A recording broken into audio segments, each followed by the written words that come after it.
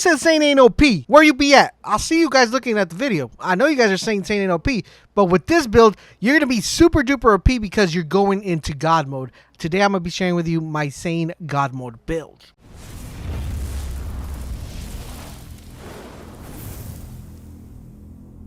This is LaserBolt and welcome to today's video, guys. As you guys are watching the gameplay, Zane is unkillable. I don't even know what to do to kill him.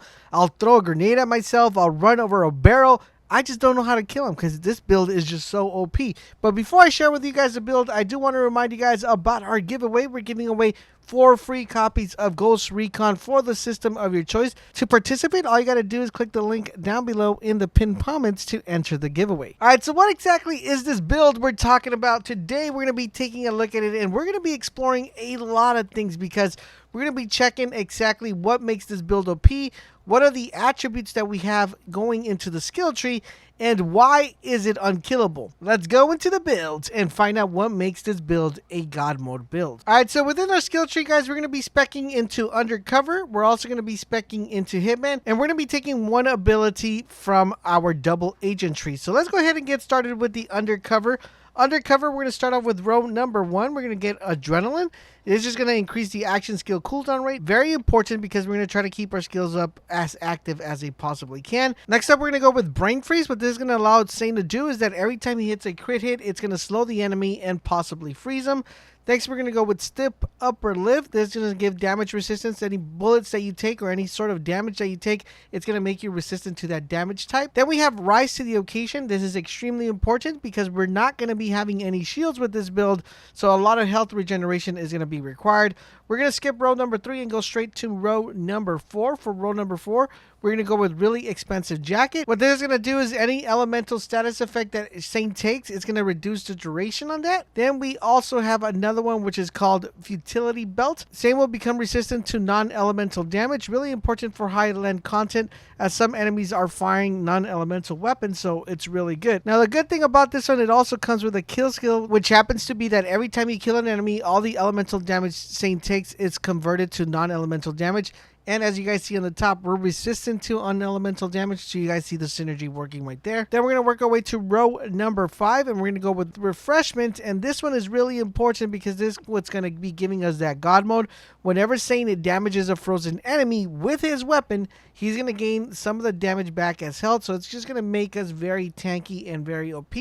And last but not least, we're going to go with Calm, Cool, and Collective, which is the main focal point of this build. What this allows us to do, it allows us to get our skills back whenever our health bar is completely full. And majority of the time, our health bar will be extremely full, which will allow for all those action skills to come back. As far as our action skills and augments, of course, we're going to be picking up the shield. And our augments, we're going to start off with the first one, which is All-Rounder. This is going to give us a dome as a variant, not just one facing in the front. Really important for this build. And number 2, we're going to go with Deterrence Field. What this is going to allow us to do is that we're going to be able to apply shock damage and stagger the enemies when they touch the barrier. Super important, guys. One of the most important things with this build, because we're going to be using this a lot. We're going to be using this to knock down the shields of the enemy and also to stagger other enemies that are approaching. All right, so now that we got the Undercover tree out of the way, let's jump into Double Agent. For Double Agent, we're just going to be packing 5 points into Synchronicity. What this is going to allow us to do is that when Zane has his action skills and they're active, he's going to gain increased gun damage, which is really important for this build as our action skills are going to pretty much be up the whole entire fight as long as we're killing enemies. All right, so now onto the Hitman tree. We're going to start off with the first one, which is Violent Speed Kill Skill. After killing an enemy, Zane gains increased movement speed. Very important because if for some reason our action skill is in a cooldown, we're still able to get away, even though technically our action skill should always be up, but sometimes it's very hard to find enemies after you cleared everyone, so it's going to be good for you to be able to move very quickly.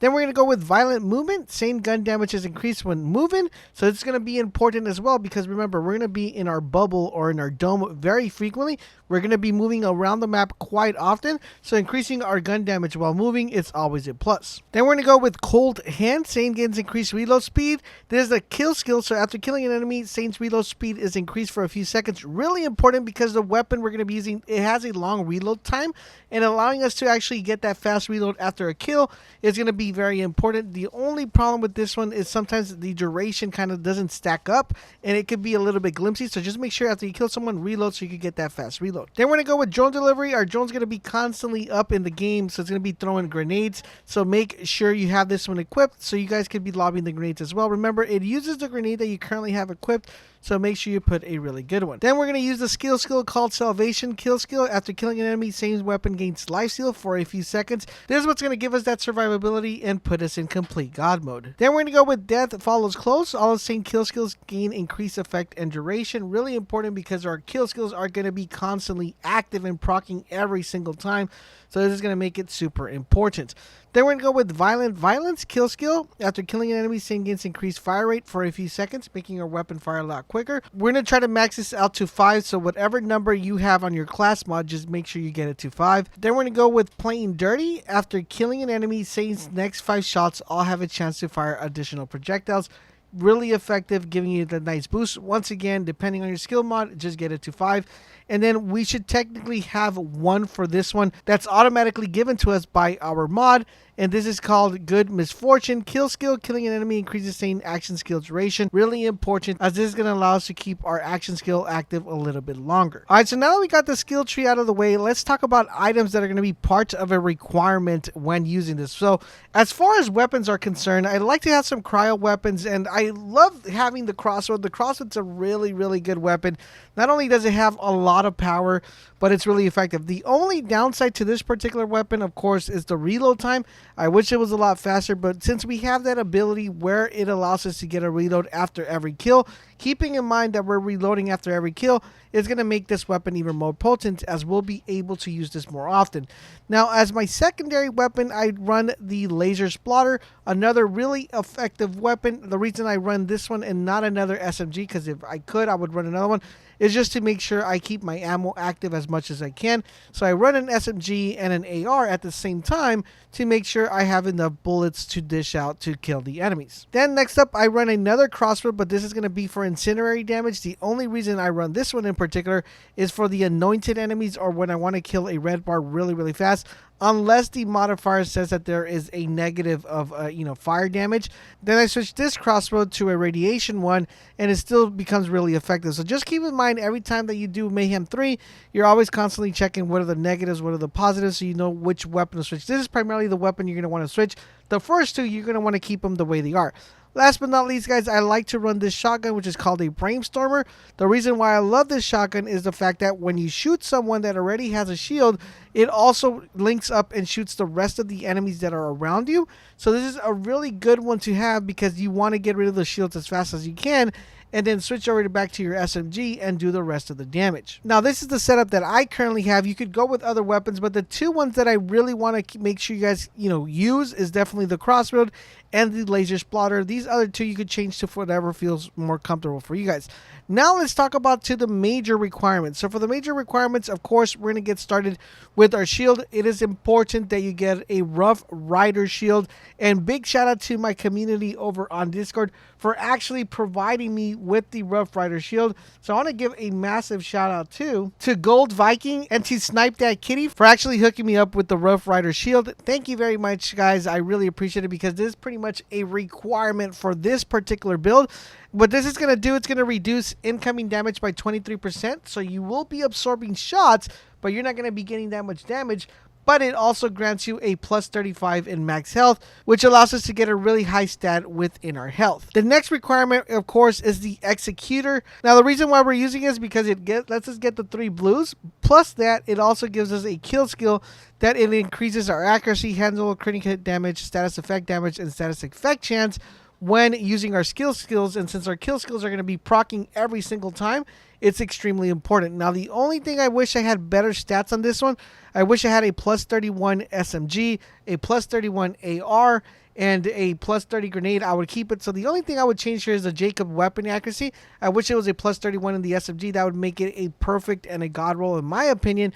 But that is what we want to go with this one. The next item we're going to be taking a look at, of course, it's going to be our artifact. Now, I have this one right here, which is called Snowdrift Victory Rush. It gives us bonus damage with cryo And I also like the fact that it gives us a plus 18 movement speed and damage when we kill a badass and trigger Victory Rush. Remember, we are going to be killing a lot of badass, especially when doing Mayhem 3 and also taking care of the slaughterhouses. So really important to get this one, but it's not a major requirement. You could go with the 183 damage one, or whichever one you have should work really good. I would maybe look for more of the pluses when it comes to AR, SMG. I don't like the ones that I have, but theoretically speaking, any artifact should work here. As far as grenades, you could use whichever one you like. I like the Surge Grenade. There is a Hex that you could probably use, which is really, really good with cryo damage. Try to get that cryo damage because remember, when we're freezing enemies and when we're killing the frozen enemies, it's going to be helping our action skill cooldown. Now, that pretty much wraps up the build. Trust me, guys, when I say when you activate this build and you try it out, you're not going to want to go back to any other build for Zane. It just makes you extremely OP, puts you in God mode, makes you unkillable, and you're just going to be laughing at the enemies trying to rush you, trying to melee you, and what you're going to be doing is shocking them as soon as they hit your bubble. So really, really fun build to have.